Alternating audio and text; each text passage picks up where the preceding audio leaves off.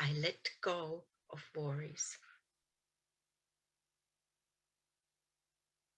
Breathing in, I am filled with light. Breathing out, I let go of doubts. Breathing in, I am filled with love. Breathing out, I let go of fear. Now allow your breath to take you deeper into a relaxed state. And as you become relaxed, see your thoughts as distant clouds arise and float away.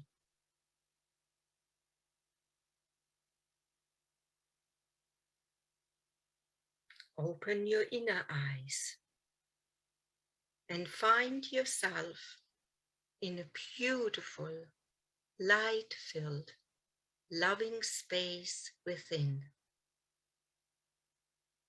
the space of your heart.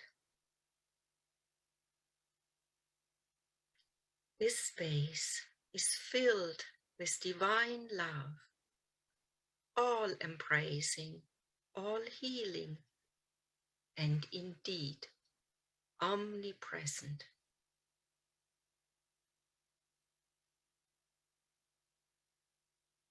Open your heart and soul and allow this love to embrace you, to enfold you, to hold you, and to flow through you, to nourish and restore each cell in your body.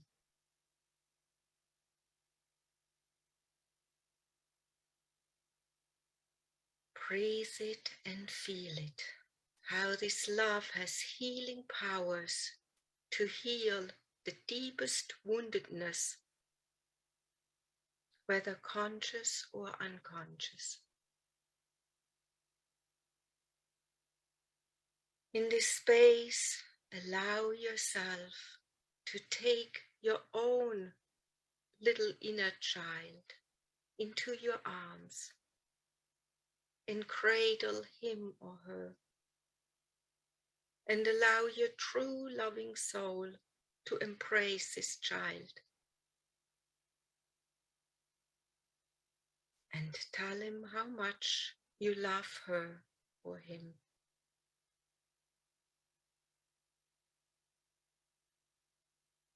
As divine love now flows through you and into that little child to heal in the deepest sense, the healing of our sense of separation now and in all lifetime. This love is so powerful that deepest healing and releasing now can come, and you feel yourself so filled with love that it overflows from your heart center into every aspect of your life.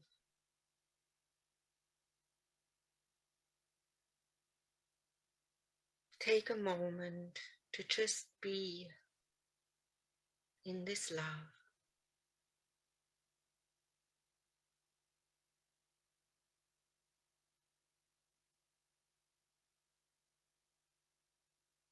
Now feel how this love expands and it pours into your home,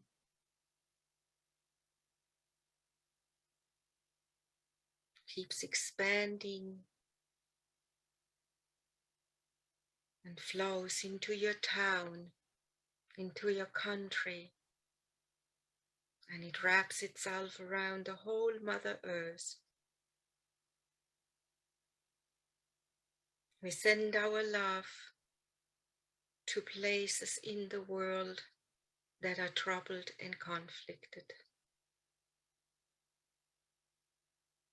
Do not stop.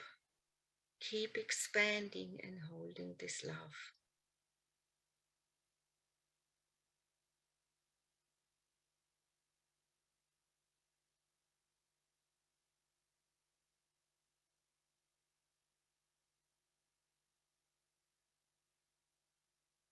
The power of love can transform the whole world. And we take this love into our day. We give it to everyone and everything, starting with ourselves.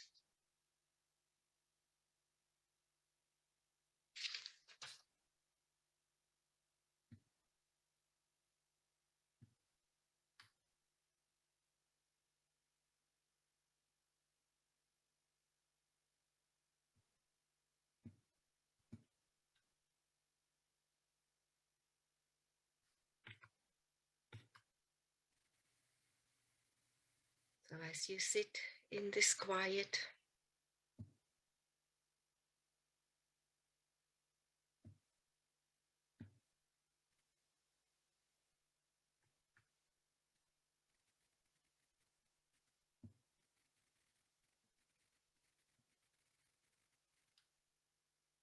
and now when you're ready, I invite you to come back.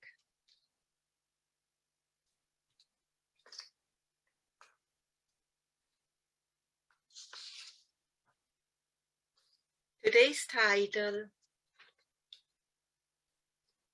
Living from a Place of Love. I like to start with a disclaimer. Please only take with you what resonates and leave the rest. My intention for this talk is to point to a greater reality of love, a true and divine love, a love that accepts all, understands, and transcends all. And it has nothing to do with what we usually consider love is, a fear-based, conditional, possessive, and expecting love, which leads to pain and suffering and heartache. But in no way do I intend to discredit or disrespect, diminish or dismiss any experience that you might be going through, any pain or sorrow or grief or illness. I rather like to give hope, faith, and strength and inspiration that a greater love is possible. And it's actually what I need to remind myself of the most. True love is the most powerful force on earth and in this universe. It transcends and connects and heals all. It's unity's first principle that states that there is only one power and presence active in the universe and in our lives. God, the good, omnipotent and omnipresent. And simply said, it means that that God is all and is in all. We live in the allness of God. And love is a divine gift for us to let flow through to bless all that we have, all that we give, and all that we receive. In this universe, it is love that binds everything together. Love is the very foundation and beauty and fulfillment of all. And in unity's second principle,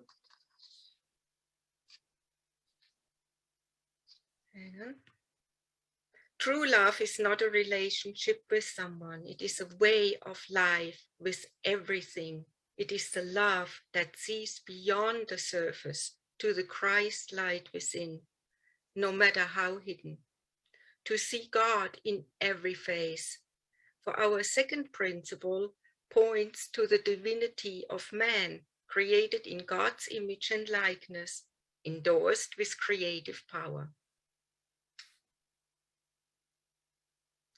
Unity's third principle is that our thoughts, beliefs, and perception have creative power. Love is a consciousness, a frequency, and we can consciously choose to increase our awareness of love, for we hold the key to love and fear. And have you guessed what the key is? Our focus and our attention.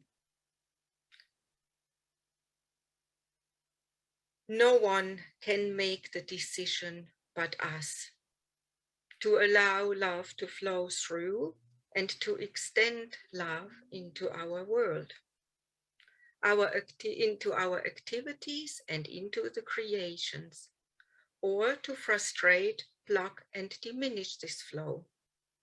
And like you see on this picture, which demonstrates that when we are in fear, our whole field is diminished, and when we're in love, we have a much greater magnetic power to reach others and to bless the world and to be a blessing.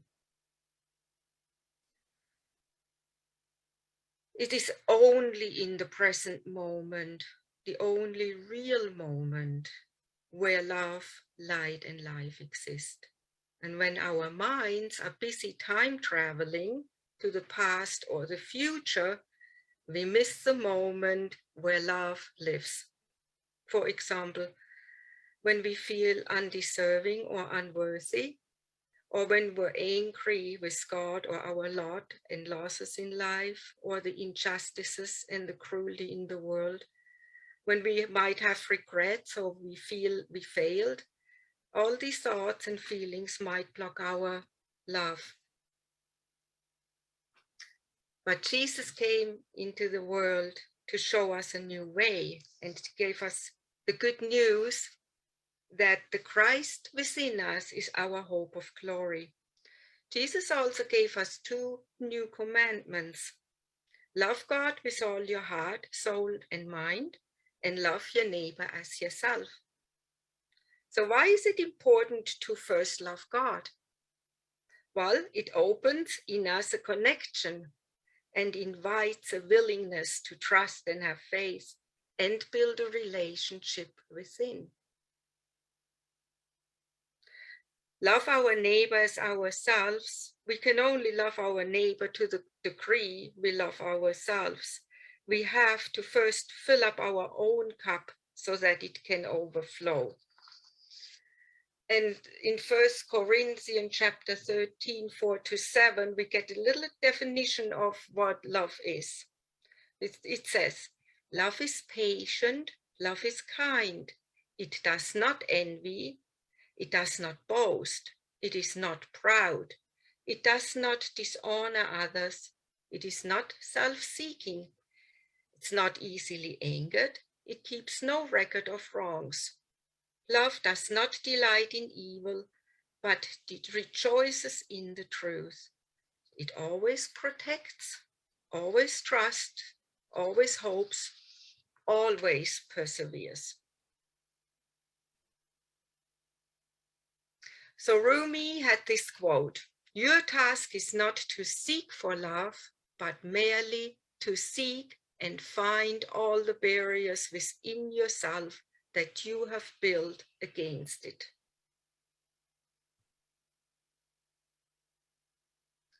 So one of the barriers that we have built is unforgivenesses. And forgiving someone doesn't mean condoning their behavior. And it doesn't mean forgetting how they hurt you or giving that person room to hurt you again. No, forgiving someone means making peace with what happened.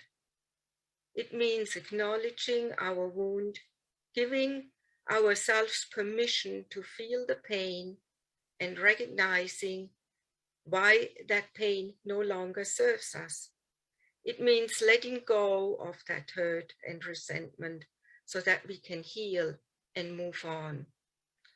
And Jesus said we have to forgive 77 times 7. That's a lot, but I do get that because it just keeps on coming up and up and up. So there is one wonderful way that we were given from the Hawaiian teachings, and it's called the Ho'oponopono prayer. And it just simply goes like this: I love you, I am sorry, please forgive me, and thank you.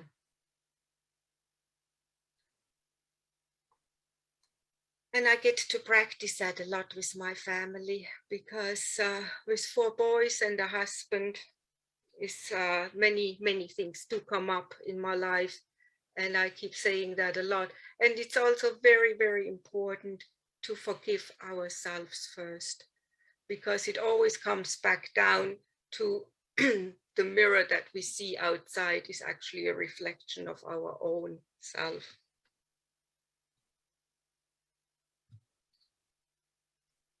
It is our inner darkness, all the hurts we experience, that need our love most. Turning towards the pain and holding ourselves gently is a radical act of caring. In turning our love toward our pain, our compassion for ourselves and others deepen. And this picture really, I love this picture because this is like on our inner landscape, how our own inner voices sometimes can feel like this judgmental monster just beating us up. And I have to admit, when I was younger, before I came to Unity, this was most of my self-talk was in this space, till I had the courage to turn around and look this judgment, these inner voices straight in the face. And this is an ongoing process. It's an ongoing process of us having the courage to look at our inner pain and to see it is actually our own inner child needing to be loved and accepted back into wholeness. And I've gone through that same preparing the talk on love, and meanwhile the whole time I was just being in fear of having to do a presentation, the fear that I cannot write anything on a piece of paper, and it just does not want to come naturally. And it's going through that process of clearing and allowing love to be present that I could finally sit down and work on this talk and not be too nervous. Thank you, God, for that.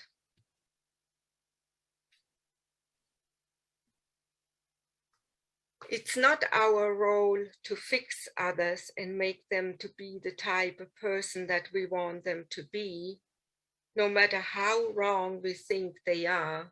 And I tell you, I tried that with my family, but no, you cannot change them. You can only accept them or walk away from them. Remind yourself often that you are here to learn from that challenge.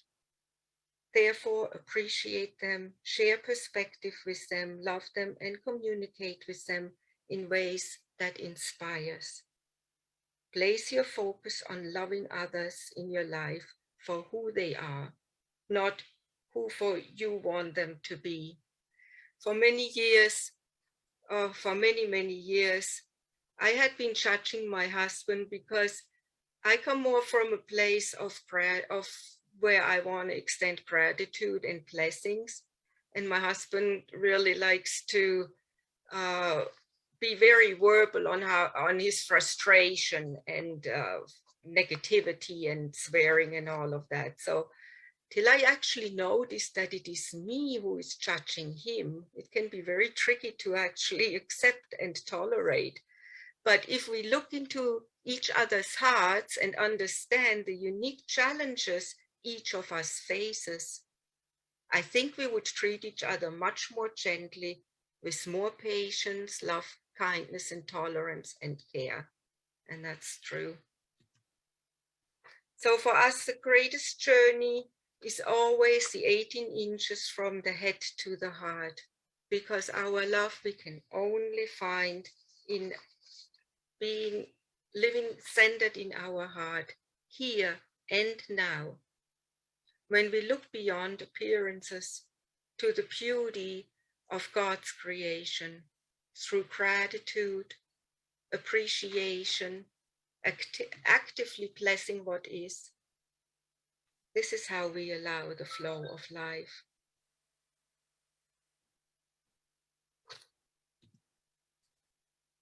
Not all of us can do great things, but we can do small things with great love. Mother Teresa said that. And that is so true, that whatever we do and we add love to it, it's like a magic ingredient. When we love what we do, it turns out more beautiful. When you cook with love, the meal tastes better. If you play anything with love, it comes out better. Doing things we love to do gets us in a zone of timelessness, and we have fun.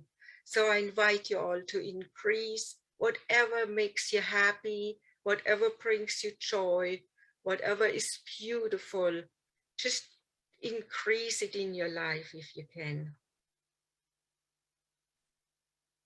And practice to listen with ears of tolerance, to see through eyes of compassion, and to speak with the language of love. But do remember that love speaks different languages, and we have to make sure we understand each other's love language. But that's another talk. But that book is available, The 5 Love Languages, and it's a very recommended to read, to understand each other with more compassion. You may not be able to change the entire world, but you can release your love and watch its vibrant colors paint the world around you with kindness and patience, and watch your little part of it change for the better. Mona Lisa Nyman. We paint our world beautiful through love, and we do that also with our mind, by sending loving thoughts and prayers to our loved ones and the world. If we can't see them, we can do it in that other dimension where we're all connected, in the dimension of God, where everything is connected and one. And it will definitely reach your loved ones.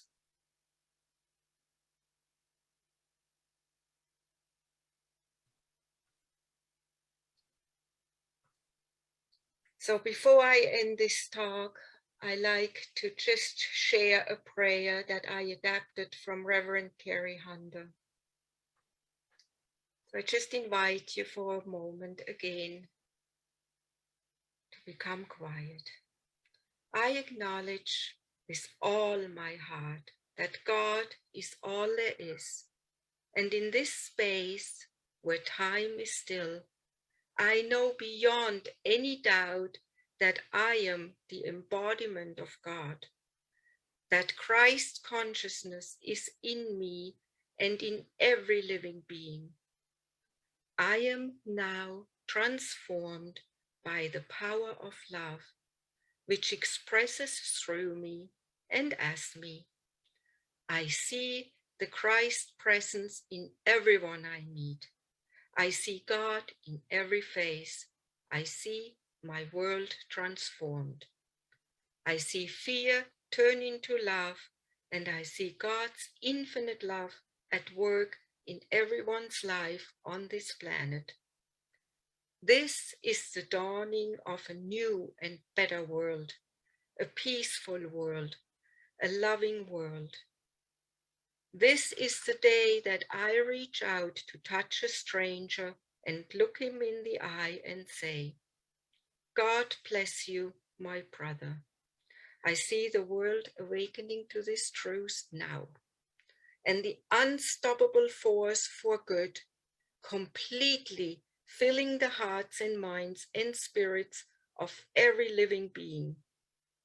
It begins right here and right now. And the love that radiates outward is a light so bright it pales the sun.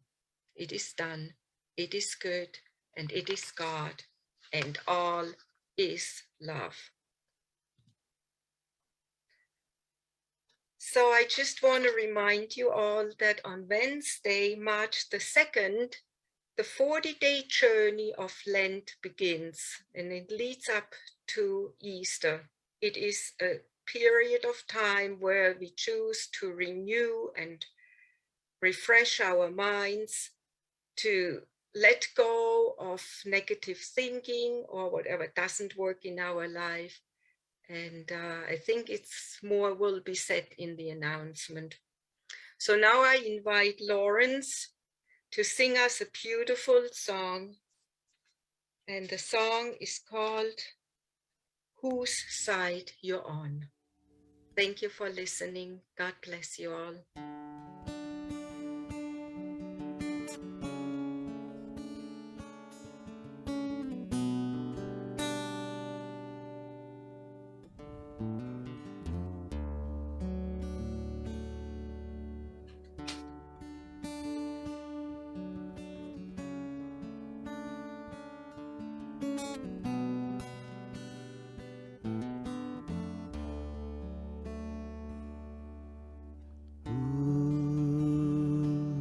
Side you on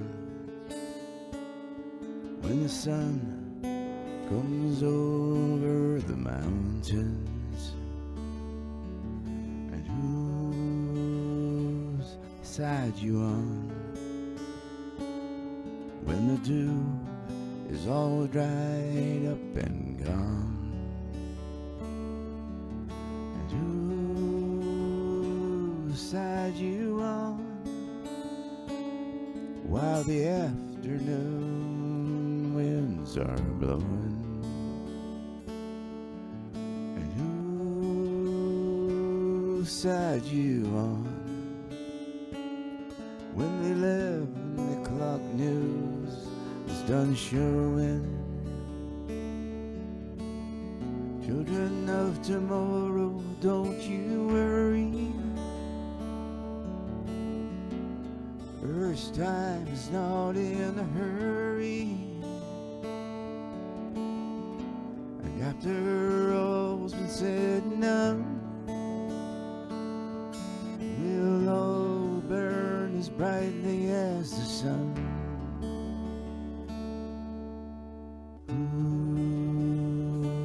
Whose side you on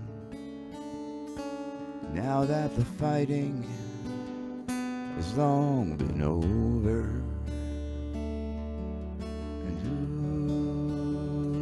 whose side you on when there's no one looking over your shoulders, and whose side you on while the moon and the tides are shifting,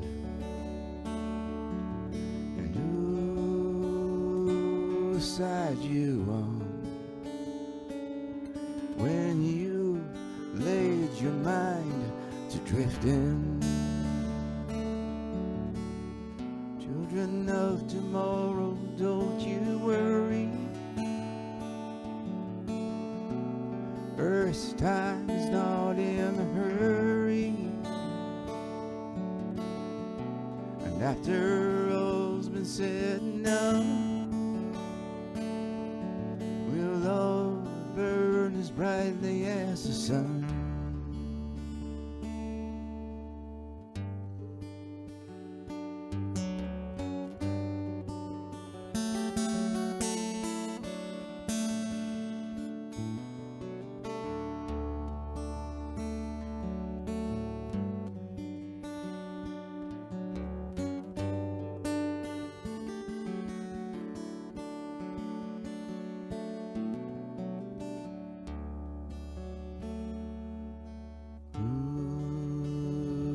Side you on when all you've left is here and now,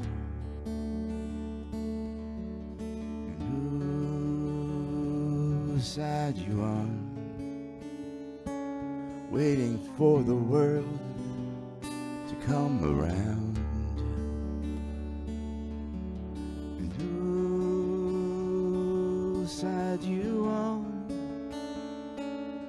when joy could be the order of the day. And whose side you on, wishing the fears of the world away. Children of today, there are no problems.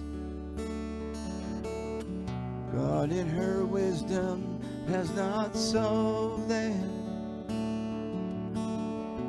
And after all's been said and done, we'll all burn as brightly as the sun.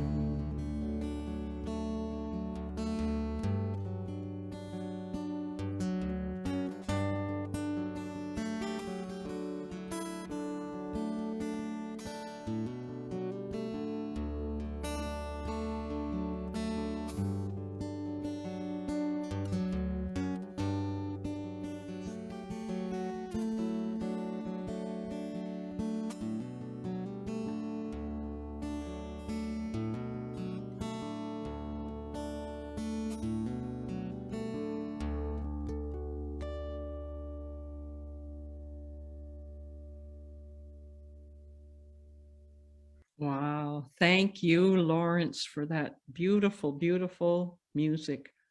Heartwarming and delightful. And Rosie, that was an amazing talk. Thank you so much. It was practical, it was touching and deep, and what a gift. Thank you so much.